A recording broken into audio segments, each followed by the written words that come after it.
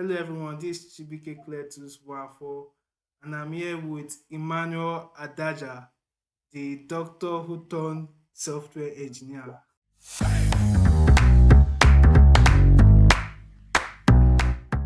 Well, this is an interesting question because I guess the answer won't even start actually as being a doctor. It started from when I was a child. Because I think, funny enough, like I know when I was a child, I wanted to be an automobile engineer. That was like the first thing I wanted to be before I finally switched into into medicine. I Wow. think from when I was a child, I always had this tendency that I love to explore technology, try new things, solve problems. I mean, and that was just like an inquisitiveness that I had. And then over time, I think, in fact, there was a time in my secondary school, there's this China phones we used in Nigeria then Yeah. that everybody knew it could not browse. Like everybody knew it could not browse. And I had like my dad got it and I wanted to browse. So I had to like take it, look at how I can configure it to browse. Like Wow. I don't was creating one freak, going to different things, using Google on some other people's smartphone. Then Googling is on your smartphone that is I'm giving telling you you, yes.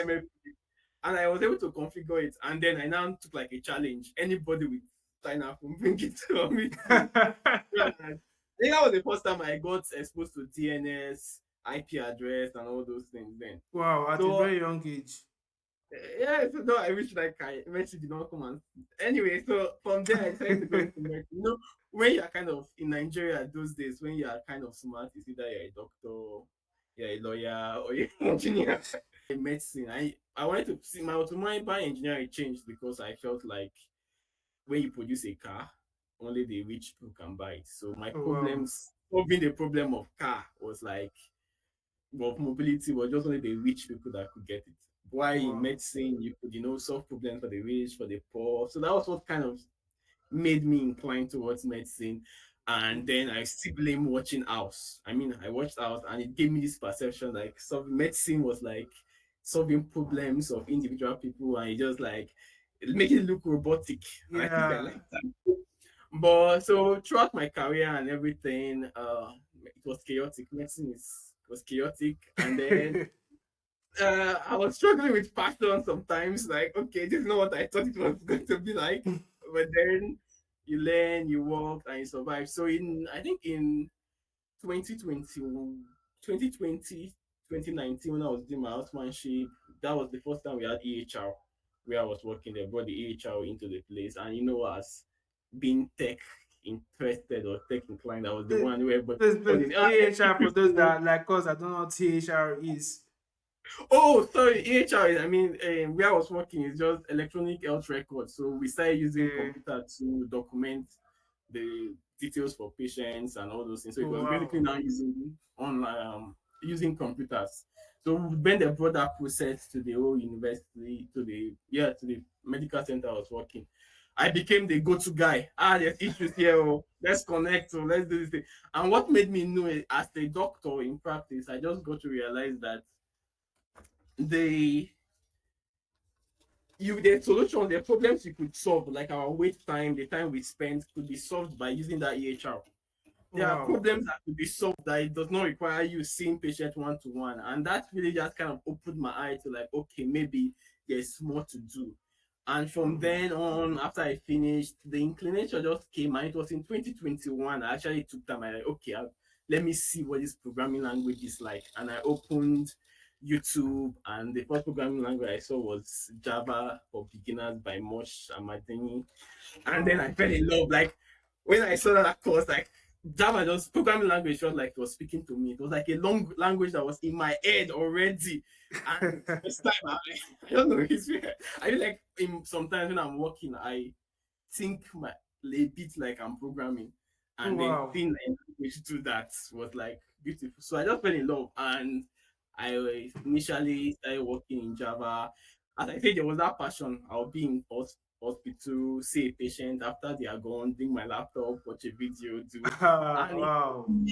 kind of throughout the whole process, even in 2021, 2022, I did my NYC. I went to a place, Amatu, which is a village, a Rivarian village in Vayota that had no light. Hmm. In fact, no electricity, like there was no power supply there. and I was like a main doctor for the whole community and trying to do this. So I had some time, spare time, but I had little access to technology, and that's when I started putting in my head and on paper. Oh wow, So very coding on paper. yeah, I can write a code. The time I wrote the first time I was exposed to doing a binary tree, like how a binary tree worked. There was this video I was watching, and then I wanted to know how to like um transverse tree, binary tree, so to write the code. So the first time I didn't know about this thing using the simple I was just use I just knew while loops, if loops and all. So I now wrote on paper how to transverse the binary tree. It was like I think 2 pages, and I run the code in my head. Hmm. So the code in my Ah, head. running transversal Basically, ahead. so it took me like I think it was 3 months later I had access to electricity that I could actually now put the code on paper on the computer and now run it. There I had errors, errors that I had to fix. But anyway, so that was like my interest. So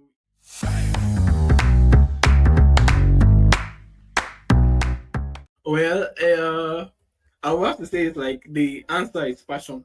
Passion. That's the answer. Being passionate. The reason and the motivation to manage your time is because you are passionate. It is the passion that just keeps you going. Even when you are tired, you are stressed, you still have that passion and it just keeps you going. So practically what I use is one thing since I think there are videos for others that are in similar situation. One thing I was saying, like what helped me was that realizing or accepting that since I am working full time, I'm trying to transition, it's not going to be as fast as others.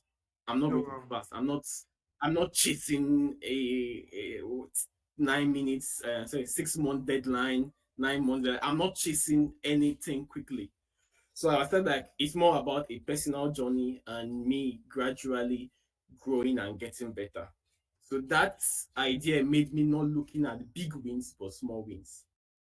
So I knew about a while loop and if loop before. Now I can convincingly write code with that. Okay, that's a win. I look at okay, what is a function? Now I know how to write functions. Okay, I know how to understand the difference between public, private, and I can write a code on that. So looking at small wins was what made me have that mindset that okay, I'm not going far. Let me just be making progress. So since my schedule can be very hectic, what I just do is like two things: free time. My free time, I dropped most of my other things like lifestyle Wow. things for, so it was basically my free time was for coding and the other things. So I was just basically three things: my work, my free time, and then my other necessities like cooking, doing other things. I mean, having relationship with your partner, your family. Those are important life things you have to do. So Wow. those three things. So my free time was basically for coding. And what I did was like sometimes in my work you are lucky. I mean, there's no much patient traffic during that time.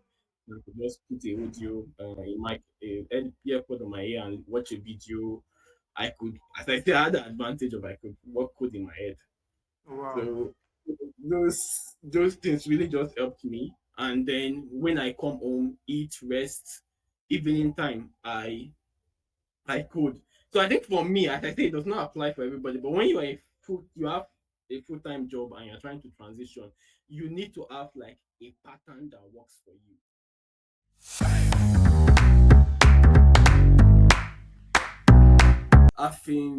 Having two jobs at a time and trying to know where you want to go, especially software engineering. I used to say one of the key things is you have to have, as I've mentioned earlier, you have to have a plan, a purpose, a direction of where you want. You cannot be hustling two jobs at a time and believe you'll be best in all. So you have to have a plan. Which one do you want to go to eventually? What is the purpose for each job? Know what is that is, and then you now plan it. So, for example, if you are one of your job is to put food in the tummy, basically just keep the lights on. If that's one rule of your job, the other job is okay, where my future is. It can make you now know priority. So, as I said, the job that is for keeping the lights on, it is just to keep the lights on. So, basically, you are going to work as much as you can to keep the lights on. You're not going to try and be the best in that place or to be the greatest. Just keep the lights on and let them not fire you. But then the next place where you are going, that's where you put all your effort, all your remaining time, you put it there. And you have to make sacrifice. No going out, no partying, your extra free time, everything piled up towards the second one. Because the easier you can, this faster you can switch completely to one, the more you can have more time and more energy to be like directed towards something. So I was like, that's always, as ALX would say, keep doing hard things. Yeah, that's SC graduates. All right. Thanks so much, Emmanuel. That was so wonderful from you. It's a very inspiring Yeah. story how you managed to transition into software engineering from being a doctor. And I could really feel your passion. So if you found this video helpful, remember to share, like, subscribe, and follow Emmanuel on LinkedIn, Twitter. Bye bye. All right, guys. Bye, guys.